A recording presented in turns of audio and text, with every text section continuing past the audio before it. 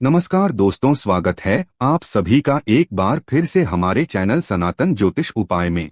क्या आप भी आपके घर की सुख शांति, संतान की कमी और धन की कमी या कर्ज से परेशान है, या आपका भाग्य आपका साथ नहीं दे रहा है, या आपके पितृ आपसे नाराज है और आपको लगता है कि आपके पितरों की वजह से आपके घर की सुख शांति में रुकावट आ रही है और आपके कार्य नहीं बन रहे हैं, तो दोस्तों करीब 500 वर्षों बाद और 2023 की सबसे बड़ी अमावस्या भाद्रपद अमावस्या के दिन दीपक से जुड़ा ये आसान और असरदार अचूक उपाय अगर आप कर लेते हैं तो आपकी सोई किस्मत चमक जाएगी और आपकी जिंदगी के हर रास्ते खुल जाएंगे और पितरों से जुड़ी जो भी समस्या है वो मात्र इस एक उपाय से हल हो जाएगी और आपको धनवान मालामाल होने से कोई नहीं रोक सकता और आपकी जो भी मनोकामना है वो भी पूरी हो जाएगी।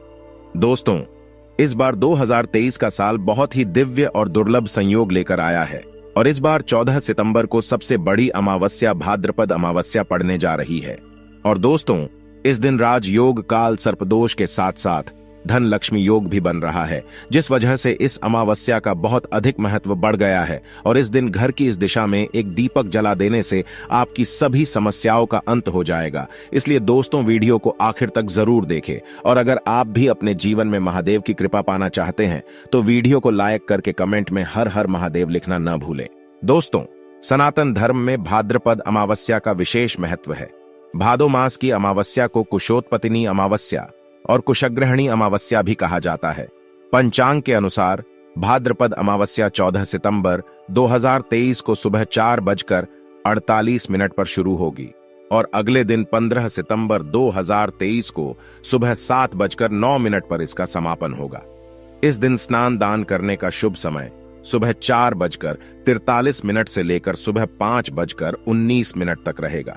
दोस्तों, हिंदू धर्म में मान्यता है कि भाद्रपद अमावस्या के दौरान यमराज सभी आत्माओं को पृथ्वी लोक पर भेजते हैं। वे सभी आत्मा अपने परिवारजनों से अपने हेतु तर्पण श्राद्ध लेने के लिए धरती पर आते हैं। ऐसे में जो व्यक्ति अपने पितरों का श्रद्धा से श्राद्ध या तर्पण नहीं करते, उसके पितृ उनसे नाराज हो जाते हैं। इसलिए भाद्रपद अमावस्या के दौरान पितरों के निमित्त तर्पण और श्राद्ध जरूर करने चाहिए। पितृपक्ष में पितरों के लिए श्राद्ध करने से परिवार के सदस्यों की तरक्की का रास्ता खुल जाता है, साथ ही पितृदोष का भी निवारण होता है। मान्यता है कि पितृपक्ष में तर्पण, श्राद्ध और पिंडदान करने से पितृगण प्रसन्न होते हैं और अपने परिजनों को सुख और संपन्नता का आशीर्वाद देते हैं। दोस्तों, पितरों के निमित्त श्राद्ध और तर्पण पितरों की मृत्यु तिथि पर ही करना चाहिए, यानी कि जिस समय जिस व्यक्ति की मृत्यु होती है उस समय जो तिथि होती है, चाहे वो कृष्ण पक्ष हो या शुक्ल पक्ष पितृपक्ष के दौरान, उसी तिथि को उस व्यक्ति का श्राद्ध किया जाता है। जैसे कि अगर किसी व्यक्ति की मृत्यु तिथि शुक्ल पक्ष या कृष्ण पक्ष की चतुर्थी है तो पितृपक्ष की चतुर्थी पर उस व्यक्ति का श्राद्ध किया जाएगा। जिन पितरों की मृत्यु तिथि पता नहीं होती, उनका श्राद्ध सर्वपितु अमावस्या पर किया जाता है। हिंदू धर्म में मृत्यु के बाद श्राद्ध करना बेहद जरूरी माना जाता है। मान्यता है कि अगर अपने पूर्वजों का विधि पूर्वक श्राद्ध और तर्पण नहीं किया जाए तो उन्हें इस लोक से मुक्ति नहीं मिलती और वो भूत प्रेत के रूप में इस संसार में ही भटकते रहते हैं। इसलिए पितरों की मुक्ति के लिए श्राद्ध पक्ष का बेहद महत्व है। माना जाता है कि जिनके पितृ उनसे नाराज होते हैं उन्हें पितृदोष लगता है। पितृदोष को सबसे जटिल कुंडली दोषों में से एक माना जाता है। जिनके ऊपर पितृदोष लगा होता है उन्हें किसी भी क्षेत्र में सफलता नहीं मिलती, उन्हें जिंदगी भर दुख पीड़ा से गुजरना पड़ता है। दोस्तों, भाद्रपद अमावस्या पितरों को प्रसन्न करने के बहुत ही खास दिन होता है। इस दिन आप छोटे छोटे से कर्म करके, छोटे छोटे उपाय करके पितरों को प्रसन्न कर सकते हैं और उनका आशीर्वाद प्राप्त कर सकते हैं। माना जाता है कि जिन पर उनके पितरों का आशीर्वाद होता है उन्हें सभी देवी देवताओं का भी आशीर्वाद प्राप्त होता है। आज की इस वीडियो में हम आपको भाद्रपद अमावस्या में किया जाने वाला एक बहुत ही आसान और असरकारक उपाय बताने जा रहे हैं। इस उपाय को करने से पितृ तृप्त होते हैं, अपितु प्रसन्न होते हैं, पितरों का आशीर्वाद प्राप्त होता है और पितरों के आशीर्वाद से पितृदोष से मुक्ति मिलती है और बिगड़े काम बनने लगते हैं। जीवन में खुशहाली आती है और हर क्षेत्र में सफलता मिलती है। दोस्तों, इस उपाय को सही प्रकार से करने के लिए आप हमारे इस वीडियो को आखिर तक अवश्य देखें। तो दोस्तों, आइए जानते हैं इस उपाय के बारे में। दोस्तों, इस उपाय को करते समय पवित्रता का विशेष ध्यान रखें। अगर आपने स्नान कर लिया है तो रात्रि के समय आप अच्छी तरह से मुंह हाथ पैर धो लें।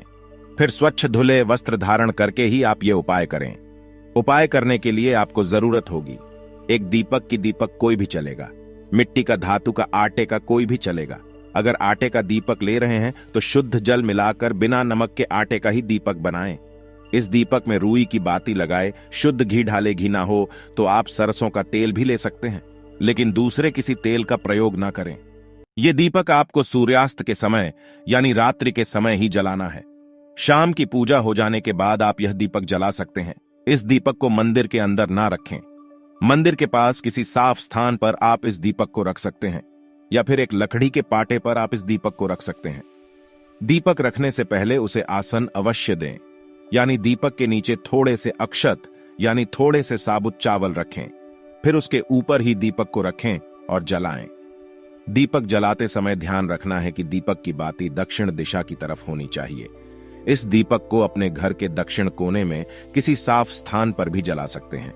दोस्तों, दक्षिण दिशा पितरों की दिशा मानी जाती है। दक्षिण दिशा में ही पितृलोक है। माना जाता है कि पितृपक्ष में पितृलोक से दक्षिण दिशा से ही पितृ हमें आशीर्वाद देने धरती पर आ जाते हैं। इसलिए पितरों को प्रसन्न करने के लिए, उनका आशीर्वाद प्राप्त करने के लिए अमावस्या की रात को दक्षिण मुखी दीपक जलाया जाता है। इससे पितरों की आत्मा को शांति मिलती है। तो आम दिनों में केवल अमावस्या की रात्रि को दक्षिण मुखी दीप दान करना चाहिए, क्योंकि दीप जलाना शुभ अवसर पर एक अनिवार्य परंपरा माना जाता है। तो मान्यताओं के अनुसार दीपक की लौ सही दिशा में होनी चाहिए। कहा जाता है, श्रद्धा से पितरों के निमित्त किया हुआ दान ही श्राद्ध है। इसलिए अमावस्या की रात्रि को श्रद्धा पूर्वक दक्षिण मुखी दीप दान करने से पितरों का आशीर्वाद मिलता है। श्राद्ध करने का पुण्य फल प्राप्त होता है। यह खास दीपक जलाने के बाद आप वहीं पर आसन बिछाकर बैठ जाएं और दक्षिण दिशा की तरफ मुंह करके पितृदेव के इस मंत्र का 108 बार जाप करें। मंत्र है ओम पितरो देवताय नमः। इसके बाद भगवान विष्णु जी के महामंत्र ओम नमो भगवते वासुदेवाय, इसका भी एक माला जाप करें। दोस्तों, भगवान विष्णु जी को पितरों के देवता माना जाता है, इसीलिए पितरों को प्रसन्न करने के लिए भगवान विष्णु का पूजन अवश्य ही करना चाहिए।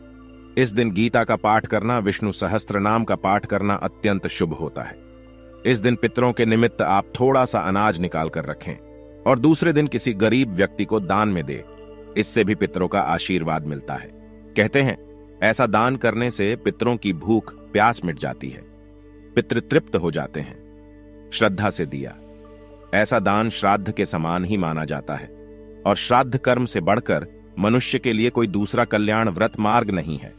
इससे आयु बढ़ती है, सभी दुख नष्ट हो जाते हैं।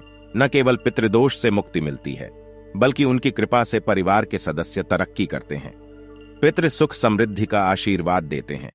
पितृ भी देवता तुल्य माने गए हैं, इसलिए उनमें देवताओं की तरह आशीर्वाद देने की क्षमता होती है। तो पूजन मंत्र जाप के बाद भगवान श्री हरि विष्णु और मां लक्ष्मी को नमस्कार करें। उनसे अपने पितरों की आत्मा की शांति की प्रार्थना करें। इसके बाद आप अपने पितृदेव और कुल देवता का स्मरण करके उन्हें नमस्कार करें। अपने कष्टों के निवारण हेतु प्रार्थना करें, पितृदोष से मुक्ति की प्रार्थना करें और उनसे प्रार्थना करें कि वे आप पर और आपके परिवार पर अपना आशीष सदैव बनाए रखें। उपाय करने के बाद दूसरे दिन दीपक के नीचे जो चावल रखे हुए थे उन्हें पक्षियों को ढाल दें। अगर आपने आटे का दीपक बनाया है तो उसके भी छोटे छोटे टुकड़े करके पक्षियों को ढाल दे। पितरों के निमित्त किए ऐसे धार्मिक कार्य या उपाय उन्हें संतुष्ट करके हमें उनका आशीर्वाद दिलाने में सहायक होते हैं। जिंदगी में सफलता पाने के लिए पितरों का आशीर्वाद बहुत जरूरी होता है। दोस्तों, इस उपाय के जरिए आप भगवान विष्णु और मां लक्ष्मी जी के साथ साथ पितरों की भी कृपा प्राप्त कर सकते हैं। इससे पितृदोष से मुक्ति मिलती है और जीवन में आ रही अनेक समस्याओं का अंत हो जाता है। वही दोस्तों, इस दिन कालसर्प योग, धनलक्ष्मी योग और भी कई सारे दिव्य और दुर्लभ महाशुभ संयोग बन रहे हैं। और इस दिन महादेव की कृपा कुछ विशेष राशियों पर पड़ने जा रही है। ये राशियां धन से मालामाल हो जाएंगी। तो आइए जान लेते हैं कि आखिर कौन कौन सी राशियां हैं जिनके ऊपर भगवान भोलेनाथ की कृपा बरस रही है। इस लिस्ट में दोस्तों सबसे पहला नाम आता है मेष राशि का। मेष राशि जात को बता दे कि अब भाद्रपद अमावास्या का दिन भगवान भोलेनाथ की अपार कृपा बरसेगी। व्यापार तेजी से चलेगा। व्यापार में अगर किसी प्रकार कोई रुकावट आ रही थी या फिर विघ्न बाधाएं आ रही थीं तो दूर होंगी। कारोबार का विस्तार करेंगे। महत्वपूर्ण अवसर प्राप्त होंगे। नए कार्यों की शुरुआत करेंगे। नौकरी लगने की संभावना बनी हुई है। बिजनेस व्यापार में रुका हुआ फंसा हुआ धन प्राप्त होगा। कार्य क्षेत्र में आपको फायदा देखने को मिलेगा। लंबे समय से पेंडिंग कामों को पूरा करेंगे और कुछ अधूरे कार्यों को भी पूरा करेंगे। साथ ही साथ बता दें कि इनकम बढ़ेगी।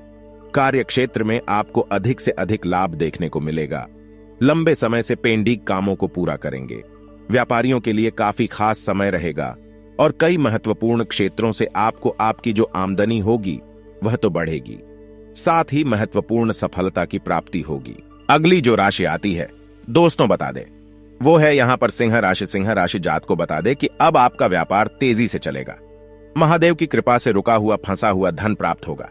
इनकम में वृद्धि होगी। कई बड़े प्रमुख कार्य बनेंगे। अधूरे कार्यों को पूरा करेंगे। मनचाही सफलता प्राप्त होगी। लंबे समय से पेंडिंग कामों को पूरा करेंगे। महादेव की कृपा से प्रत्येक कार्य आसानी से बनेंगे। लंबे समय से पेंडिंग काम को पूरा करेंगे। आपके वह कार्य बनेंगे जो काफी समय से पेंडिंग पड़े हुए थे। महत्वपूर्ण सफलता की प्राप्ति होगी और साथ ही इनकम भी बढ़ेगी। कोई भी कार्य आपका अधूरा नहीं रहेगा।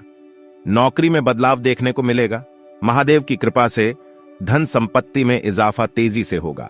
अब अगली जो तीसरी राशि है वो है यहां पर मिथुन राशि। मिथुन राशि जात को आपको बता दें कि इस बार भाद्रपद अमावस्या के दिन बन रहे दिव्य और दुर्लभ संयोग से अब आपको जल्दी कोई बहुत बड़ा गिफ्ट मिलेगा। साथ ही साथ आपके रुके हुए तमाम कार्य पूरे होंगे। मनचाही सफलता प्राप्त होगी। लंबे समय से पेंडिंग कामों को पूरा करेंगे। महादेव की कृपा से आपको विदेश जाने का मौका मिलेगा। धन प्राप्ति के प्रबल योग बनेंगे। जमीन प्रॉपर्टी का आप मुनाफा कमा पाएंगे। जमीन प्रॉपर्टी का सौदा हो पाएगा। कामकाज के मामले में आपको उपलब्धियां जरूर पूरी होगी। प्रत्येक कार्य में लाभ होगा। अधूरे कार्यों को पूरा करेंगे। जो कार्य आपके अधूरे थे, पेंडिंग थे, उन्हें पूरा करेंगे। साथ ही साथ बता दें कि इस समय आपकी जॉब लगने की संभावना बहुत बड़ी है। साथ ही साथ व्यापार में रुका हुआ फंसा हुआ धन भी प्राप्त होगा और अगर कोई व्यापार ठप पड़ा था तो वह चल पड़ेगा। जल्दी नई शुरुआत कर सकते हैं। अब अगली जो राशि आती है चौथी, वह है कन्या राशि। कन्या राशि जात को बता दे कि इनकम बढ़ने से मन प्रसन्न रहेगा। मन चाही सफलता प्राप्त होगी। संतान प्राप्ति के योग बन रहे हैं। साथ ही साथ आपके जो मित्र होंगे उनके द्वारा धन लाभ की प्राप्ति के योग होंगे। जीवन साथी से संतान की प्राप्ति होगी। जीवन साथी से जो संबंध है वो काफी मधुर बने रहेंगे और साथ ही कोर्ट कचहरी के मामलों में विजय प्राप्त होगी। महादेव की कृपा से बता दे कि भाद्रपद अमावस्या के दिन बन रहे दिव्य और दुर्लभ संयोग से आपकी शिक्षा में सुधार होगा।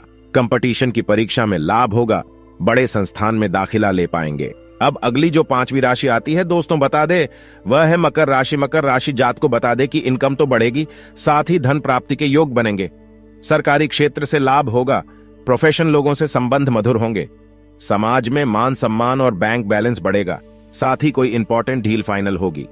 बैंक या बैंक क्षेत्र से बिजनेस व्यापार क्षेत्र से साथ ही बिजनेस व्यापार का कोई लोन वगैरह मंजूर हो सकता है। बैंक से आपके लोन मंजूर होने से आपका कार्य तेजी से चलेगा। अभी तक अगर कोई कार्य नहीं बना वह कार्य बनेगा। महादेव की कृपा से अनेक जगहों से आपको धन प्राप्ति के प्रबल योग बनेंगे।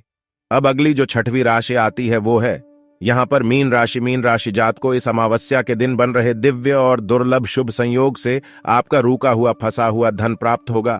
साथ ही साथ लिखा पढ़ी का मामला सोलवे होगा और यात्रा से भी आपको लाभ होता हुआ नजर आएगा। विदेश जा सकते हैं। शिक्षा में बड़े संस्था में दाखिला ले पाएंगे और इस समय आपको आपके घर परिवार में बड़ी जिम्मेदारी मिलती नजर आएगी। माता पिता का सपोर्ट, भाई बहनों का सपोर्ट प्राप्त होगा।